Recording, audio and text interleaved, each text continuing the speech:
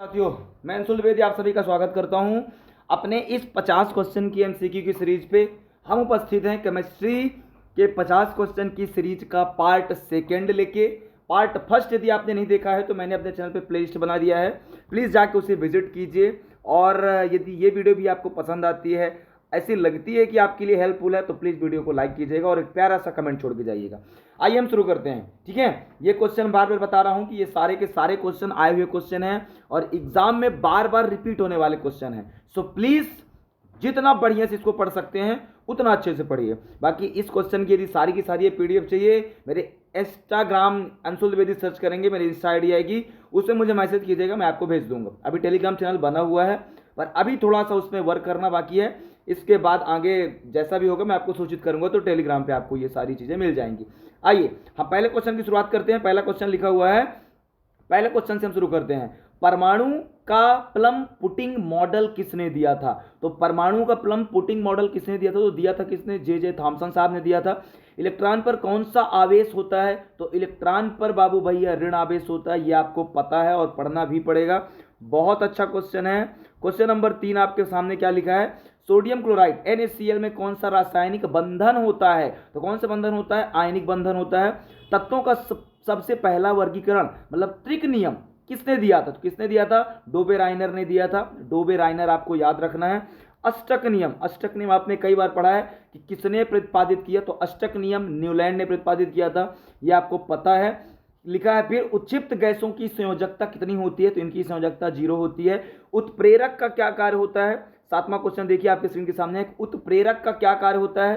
तो उत्प्रेरक का कार्य होता है अभिक्रिया की गति को बदलना।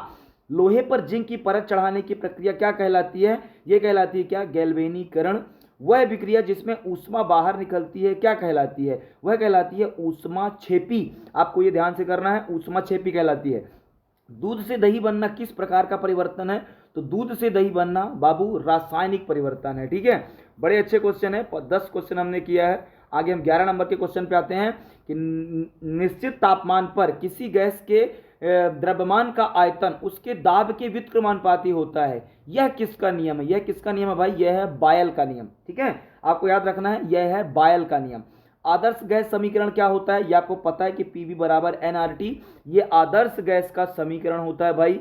13 नंबर क्वेश्चन है, सोडा वाटर ठंडे पेयों में उच्च दाब पर कौन सी गैस घुली होती है? तो कौन सी गैस घुली होती है? कार्बन डाइऑक्साइड घुली होती है। वायुमंडल में सबसे अधिक मात्रा में पाई जाने वाली गैस कौन सी है? तो नाइट्रोजन, आपको पता है 78% होती है। 15 नंबर क्वेश्चन है, गोताखोरों द्वारा सांस लेने के लिए ऑक्सीजन के साथ किस गैस को मिलाया जाता है? तो किस गैस को? हीलियम गैस को। मिल्क ऑफ मैग्नीशिया का रासायनिक सूत्र क्या है? याद रखो, क्या है भाई? MgOH का होल ट्वाइस, MgOH का होल ट्वाइस। 17 नंबर क्वेश्चन हम देखते हैं, हमारे आमाशय में भोजन पचाने के लिए कौन सा अम्ल स्रावित होता है? तो कौन सा अम्ल स्रावित होता है? हाइड्रोक्लोरिक अम्ल, जिसे हम HCl कहते हैं। सोने को घोलने के लिए किसका उपयोग किया जाता है? तो भाई सोने को घोलने के लिए इसमें एक्वा रेजिया लिखा हुआ है, बिल्कुल एक्वा रेजिया ही हमें पढ़ना है। ठीक है, 19 नंबर के क्वेश्चन पे हम आते हैं, एल्यूमिनियम का मुख्य अयस्क कौन सा है? तो आपको याद रखना है कि बॉक्साइड एल्यूमिनियम का मुख्य अयस्क, कई बार का पूछा गया क्वेश्चन है। सीसा का मुख्य अयस्क कौन सा है? कई बार पूछा गया, सीसा का मुख्य अयस्क कौन सा है? तो गैलेना सीसा का क्या है? एक मुख्य अयस्क है। ठीक है, आराम से करते जाना है, सारे के सारे क्वेश्चन बहुत अच्छे हैं। सिनेबार किस धातु का अयस्क है? तो सिनेबार भाई पारा का अयस्क है, पारा बोले तो मरकरी। लोहे का सबसे शुद्ध रूप कौन सा है? तो लोहे का सबसे शुद्ध रूप क्या है? पिटवा लोहा। ठीक है, जर्मन सिल्वर में कौन सी धातु नहीं होती? तो जर्मन सिल्वर में चांदी नहीं होती भाई। फ्यूज तार किसका बना होता है? तो फ्यूज तार आपको याद रखना है सीसा और टिन का बना होता है। अगला 25 नंबर का क्वेश्चन आपके सामने है कि टाका सोल्डर किन धातुओं की मिश्र धातु है? तो सोल्डर PB और SN, PB और SN का मिश्र धातु है भाई। ठीक है, सीसा और टिन का। कोयले की किस किस्म में कार्बन की मात्रा सबसे अधिक होती है? तो एंथ्रेसाइड में। किसमें? एंथ्रेसाइड में कार्बन की मात्रा सबसे ज्यादा होती है। ठीक है, भूरा कोयला, भूरा कोयला मतलब ब्राउन कोल किसे कहते हैं? तो किसे कहते हैं? लिग्नाइट को। किसे? लिग्नाइट को हम भूरा कोयला कहते हैं। कई बार का एग्जाम में आया हुआ क्वेश्चन है।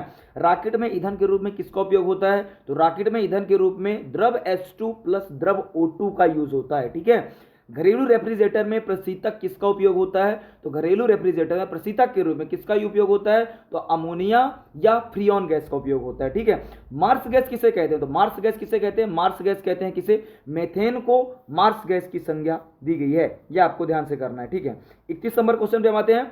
शराब का मुख्य घटक क्या है? तो शराब का मुख्य घटक क्या है? इथाइल अल्कोहल शराब का एक मुख्य घटक है। ठीक है, जहरीली शराब पीने से अंधापन या मृत्यु का कारण कौन सा रसायन बनाता है? तो कौन सा? मेथेनॉल। कौन सा भाई? मेथेनॉल। कई बार पूछा गया ये आपको समझना है आराम से।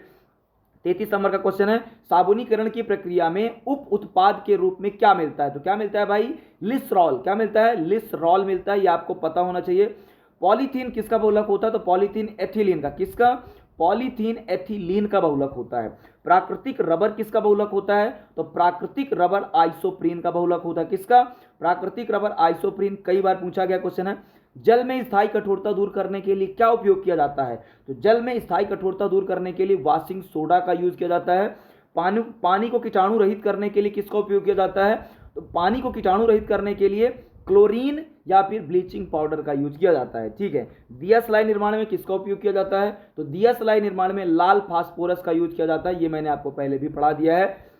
लाल दवा का क्या क्या पूछा है? का इसका नाम क्या है? तो लाल दवा का आपको पता है कि पोटेशियम परमैंगनेट होता है, KMnO4 होता है। क्या? KMnO4। इसमें नहीं लिखा क्या? अच्छा मैं लिख देता हूं, KMnO4 आपको लिखना है, आराम से लिख लीजिए, KMnO4, ये आप लिख लीजिए। ये बड़ा अच्छा क्वेश्चन है, कई बार पूछा गया है कि लाल दवा पोटेशियम परमैंगनेट का सूत्र क्या होता है? तो KMnO4 होता है। ठीक है, बारूद धातु कैरोसिन में डुबोकर, मतलब ऐसी कौन सी धातु है जिसे क्या है कि कैरोसिन में डुबोकर रखा जाता है? तो याद रखना है आपको, सोडियम और पोटेशियम को कैरोसिन में हम क्या करते हैं? डुबो के रखते हैं। ठीक है, 41 नंबर का क्वेश्चन है, आतिशबाजी में हरा रंग किसके कारण होता है? तो ये होता है बेरियम गैस के कारण भाई।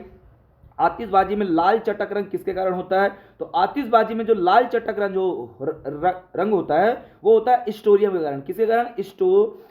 स्टोसियम के कारण। किसके कारण? स्टोसियम गैस के कारण होता है। ठीक है, कृत्रिम वर्षा कराने के लिए किस रसायन का छिड़काव किया जाता है? तो सिल्वर आयोडाइड का। किसका उपयोग? Silver iodide. कृत्रिम वर्षा यदि कराना है तो सिल्वर आयोडाइड का छिड़काव किया जाता है। सूखी बर्फ वास्तव में क्या होती है? तो ठोस CO2 होती है। क्या होती है? सूखी बर्फ ठोस CO2 होती है, यह आपको याद रखना है।